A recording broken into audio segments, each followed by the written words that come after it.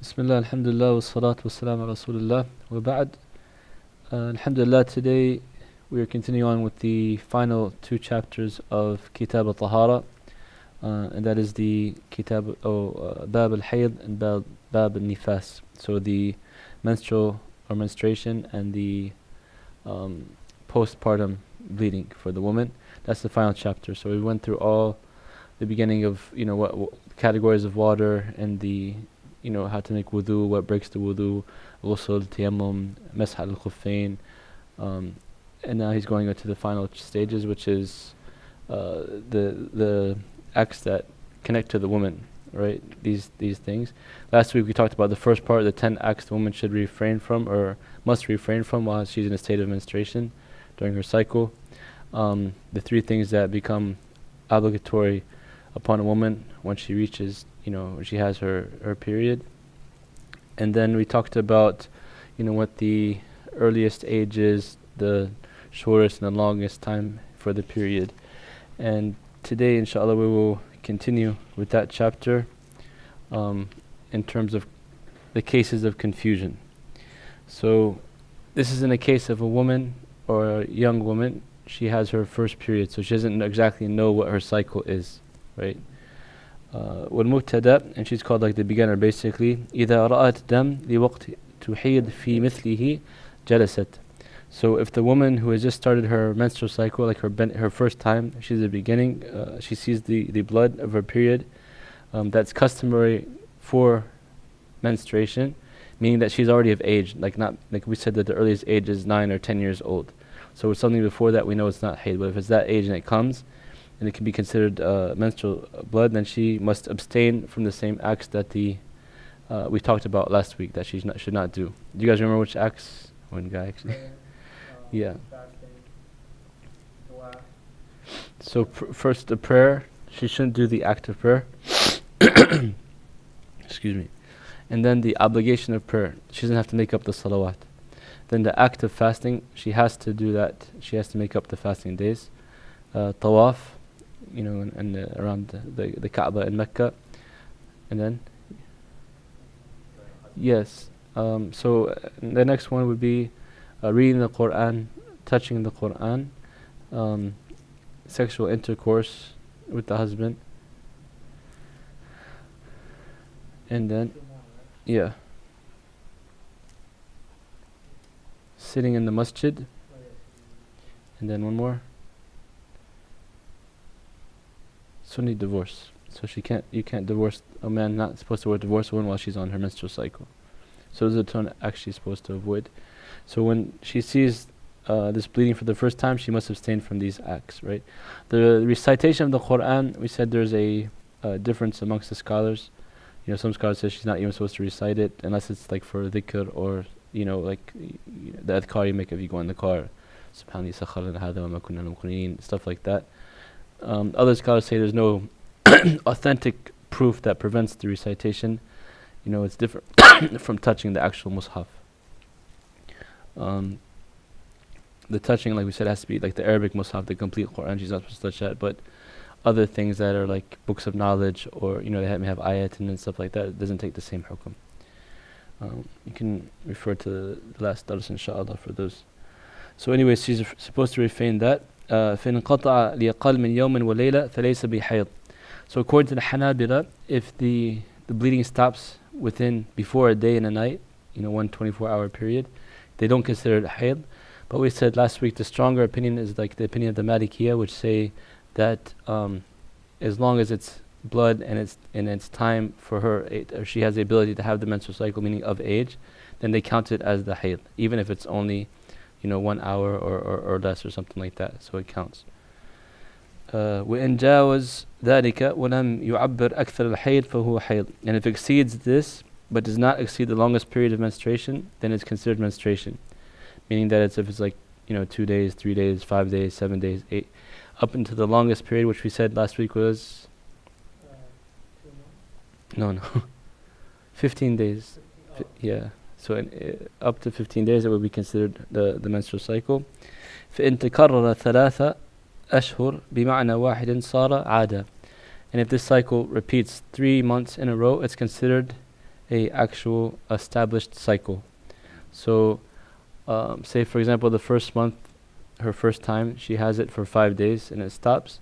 The next month, the same thing, and the third month, the same thing. That becomes her cycle. That's what she uses for her to determine, what is the menstrual cycle and not the menstrual cycle. So if blood happens after the 5 days, she knows that's not part of her cycle. She counts it as istihada, which means that she can take her ghusl and start praying and doing the other acts again, right? Some scholars, I don't want to get complicated, but in the Hanabila, they're saying for the woman who's not sure yet, she still hasn't established her cycle, she counts it as 1 day and 1 night, and she starts praying until her cycle is determined. But the stronger opinion is it's counted as long as she's of age and she's able to have the menstrual cycle, she starts counting it from the first month, right? She stops, she refrains from it, the 10 things we said, and then when it stops, she takes her ghusl and she resumes these acts. And if it happens 3 times in a row, that's what her cycle would become. When عبر أكثر الحيض فالزائد استحاضة. So say for example her first time it continues beyond 15 days, anything after 15 days would be considered istihada, which is like irregular bleeding. It doesn't count as hayd. She can take her ghusl and she starts praying again.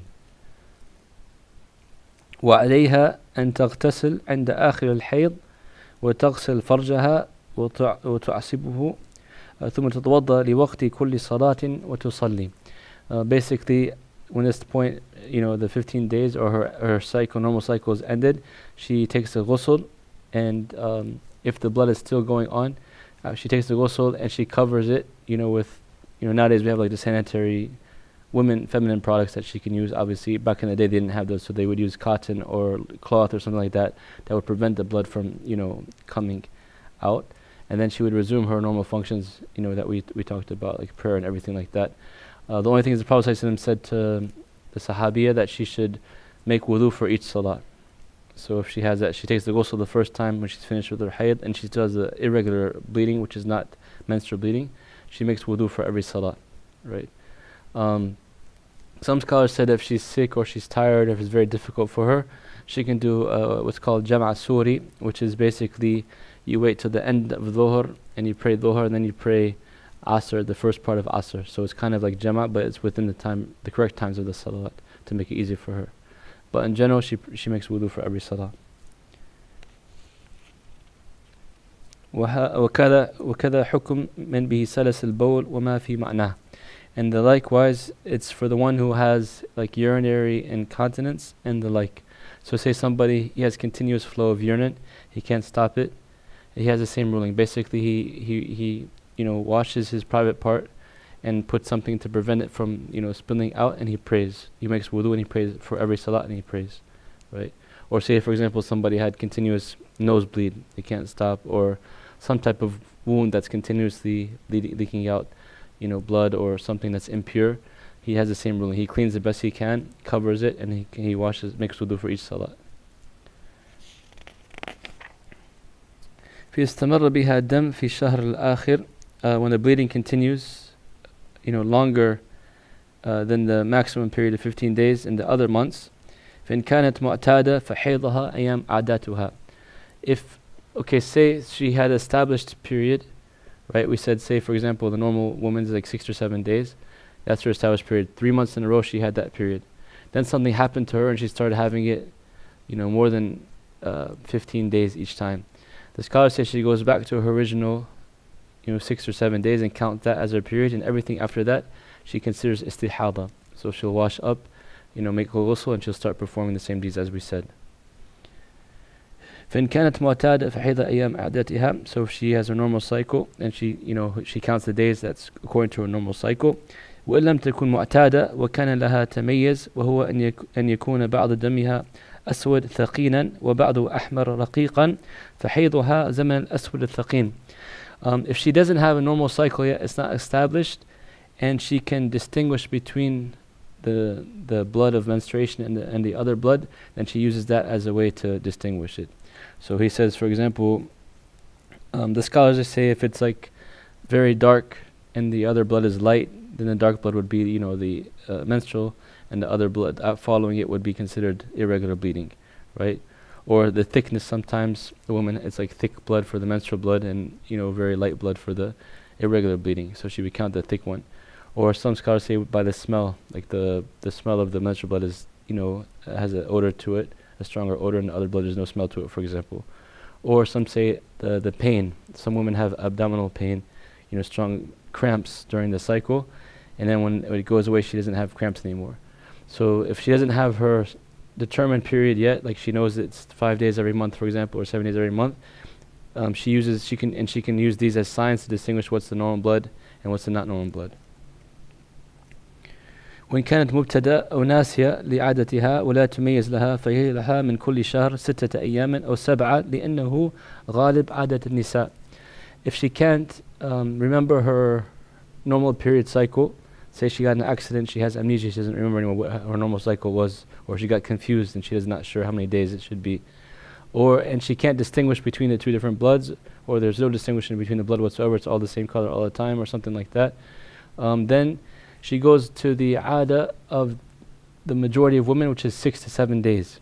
So she counts 6 to 7 days, and then after that she takes the ghusl and she goes on to her normal functions like we said. والحامل لا تحيض إلا أن ترى دم قبل ولادتها بيوم أو يومين أو 3 فيكون دم نفاس. The pregnant woman, obviously she doesn't have her cycle. Scientifically the menstrual cycle is actually preparing for the birth, and if the birth the child doesn't come, then it's released, and that's what causes the cycle. So if she has bleeding while she's pregnant, it's not dam al-hayd, it's not menstrual cycle, obviously. Some scholars say that if it's right before the birth, it's considered part of nifas, but a lot of scholars say no, it's just irregular bleeding, and it's not considered hayd or nifas, right? Because nifas, like we're going to go into right now, is considered after the wilada, after the birth. The 6 or 7 days also has precedence from the sunnah of the Prophet ﷺ when he told one of the sahabiya, and the ada also has precedence from the sunnah. The Prophet ﷺ told one of the sahabiya to count her ada, her normal cycle. So that's where we get those rulings from. So that's the end of the chapter on Kitab al-Hayd, and then he goes into obviously Kitab al-Nifas, which is related to it. It's a different type of bleeding. It's a bleeding that occurs after childbirth. وهو الدم الخارج بسبب الولادة. So it's the blood that comes out. It's a blood flow that comes out because of childbirth. وحكمه حكم الحيض فيما يحل ويحرم ويجب ويسقط به. And the ruling of the nifas is the same ruling as the menstrual cycle, concerning those things that are permissible or not permissible for the woman, and the things that become required, and those that are stopped for those acts, for those reasons.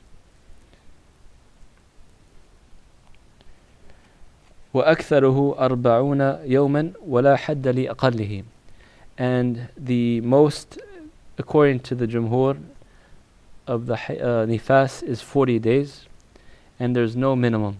So she can have, for example, the baby and no blood comes whatsoever, so there's no minimum. She's just considered pure. She washes up and she can resume her normal activities. There are some scholars that say it's 50 days, some scholars say it's 60 days. Even I think there's one narration that says 70 days, but the majority of scholars and the proofs that give more authenticity is the 40-day one. In these 40 days, she can't do the same things that if she's while she's on her nifas, she's not supposed to do the same things that the woman who is on her period is not supposed to do.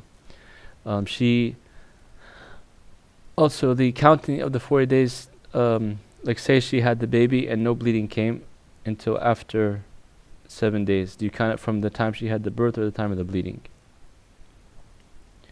The stronger opinion is from the time of the bleeding. That's when it starts, the counting of 40 days. So if it goes 7 days and then you have the starting of the bleeding, you count from there up to 40 days after that. ومتى رأت طهر اغتسلت وهي طاهرة. And as soon as she sees the purity, and basically it's like the end of her cycle, she washes and she becomes ready to resume the normal activities. For the hayd, the tuhur, usually there's like a white substance for the menstruation. There's a white substance that comes out from the woman, and that indicates the end of her cycle. And the other way is it's called jufuf. Basically, it's like the dryness, meaning there's no liquid left there. So if she puts some type of cotton or anything, and she comes out and the cotton's clean, that means her cycle is over, right? And that's the one that usually used for nifas, obviously. وإن عاد في مدة الأربعين فهو نفاس أيضا. And if, for example, say she had bleeding for 7 days and it stopped, within the 40-day period, and then after the 20th day it came back again, it's still considered nifas until the 40 days are complete. So she can, she would stop. She thinks she's pure. She resumes normal activities, and it comes back again. She has to refrain because it's still within the 40-day period. Would the 40 days start again, or? No, it's counted from the first bleeding. You don't have to start again. There's another interesting issue. Say she had a baby, and it started, and then she had twins, and the other twin didn't come until a couple of days after, or a week after. Do you wait till the second baby to start counting, or the first baby? The stronger opinion is basically from the first birth. As soon as the blood starts, you can start counting from there. You don't have to wait and start counting again when the new baby comes. And I'm sure that's very rare, but it's in the books of fiqh, like you'll find these masail, So the scholars, alhamdulillah, they give us, a lot. Like this is a beginning level text, and I try to give you some, like, if there's like a strong ikhtilaf with the stronger evidence, I try to mention that just to know it. But the scholars, mashallah, there's like the books that get into very detail, and they cover every aspect, So now as the first level, you go through it like and have a basic understanding of all the abwab with some of the evidences and stuff, and then you can go on to like a higher level and stuff. If you master the beginning text, it makes it very easy to go into the more advanced text, and it's a blessing from Allah subhanahu wa ta'ala. The scholars, they made it easy for us to learn our deen like this, There's a manhaj. So the more you study it, the more you repeat it, the more it starts sticking, and then you go into like the adillah and the evidences, and you start building upon what you learn, and then, alhamdulillah, may Allah increase us in knowledge of the fiqh. But we completed at least the first kitab al-tahara, which is an accomplishment, alhamdulillah. So if you guys have any questions for now. So when during like the time of birth, when women go into like labor, sometimes it's like 12, it could be longer, like whatever amount of hours, whatever prayers they miss, would they have to make that up?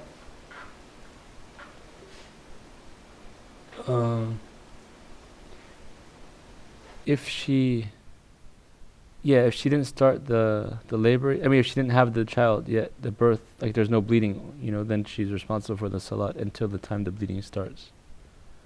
So if she missed 1 or 2, then she'd have to make it up.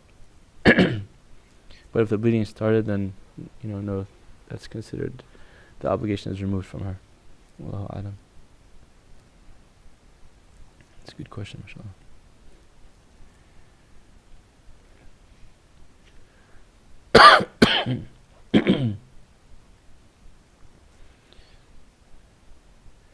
Alright, what are the conditions for tayammum? Anybody remember?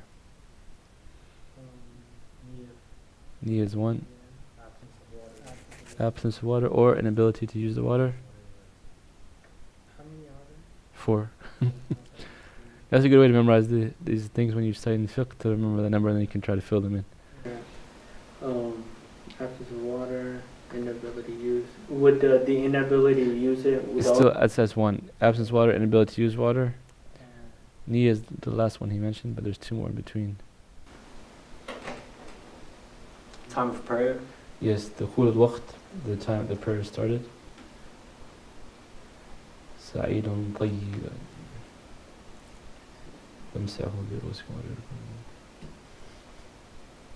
No, sorry.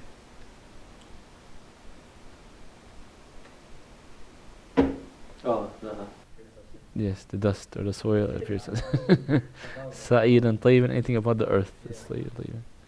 Tayyib. What's the shurut or the pillars of ghusl? Niyyah. Yeah, niyyah is 1. The water. What about the water? Huh? So if I have the niyyah and there's a pot of pure water, I made ghusl, I'm good? Yeah. So washing the whole body with water, that's for the ghusl. What about wudu? Having intention, of course. The bismillah. Following. No, that's Yeah, the rukn, arkan, doing it. Yeah, if you can do it in order, it's better though. there was intention, order, at least once. Alright, intention. I'll give you a hint. Washing all the body parts that are mentioned in the Quran at least once. Wiping over the head. Doing it in order. And not allowing it to dry. Not trying to know about that, yeah. What are the three categories of water?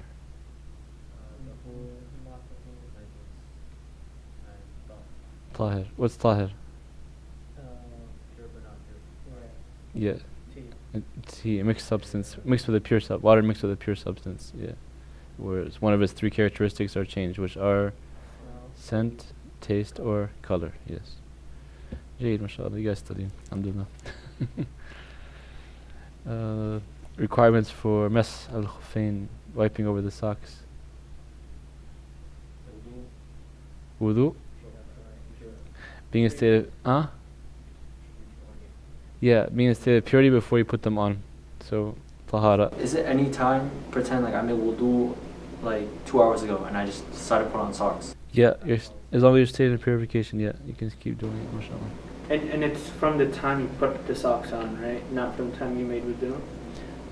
There's three different statements. Some say that it's from the time you put them on, some say that it's from the time you broke your wudu, and some say that the first time that you wipe over it. So you can pick like whatever's the safest, you know. What is the nature of the wipe? Is it just like... Yeah, so the sunnah is you wipe with your right hand, your right foot, and your left hand, your left foot. You could do it at the same time too, yeah, but just each hand with each foot, just this one. How thin can it be before it becomes... So some, majority of the salaf, they require it to be like similar to the khuf, which is thick and able to walk in it for some time, you know, without it being torn up or sturdy, or it's able to hold up itself, like it doesn't keep falling down or something like that. And other scholars say as long as it's something that covers, you know, from the foot above the ankle, regardless of what it is, as long as it's considered a sock and you can wipe over it. Some scholars, even modern scholars, have an issue with like sheer socks that are like so thin that the water, you know, goes through, that you can see the skin and stuff like that. And other scholars are very lenient in saying whatever you know consider a sock, you can wipe over it. So it's up to you. It's a rukhsa. It's a permission from Allah subhanahu wa ta'ala to wipe. You know, it's the ease to give you ease. And but if you have the ability, it's, you know, if you have like the thicker socks or the leather socks, that's the best. There's no khilaf about that. But if you have, you know, the opportunity, or it's cold outside or something, it's too difficult to take everything off, then you can just wipe. I don't know.